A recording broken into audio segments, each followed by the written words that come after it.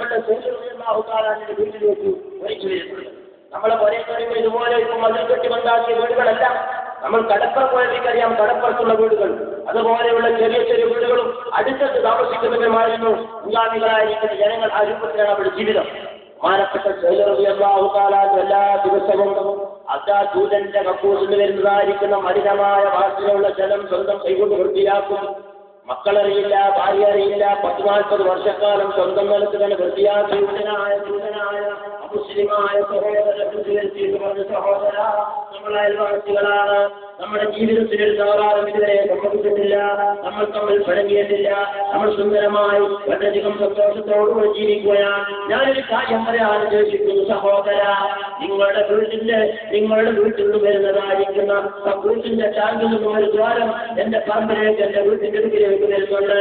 14 വർഷക്കാലമായിട്ട് ഞാൻ അതെന്നെ സ്വന്തം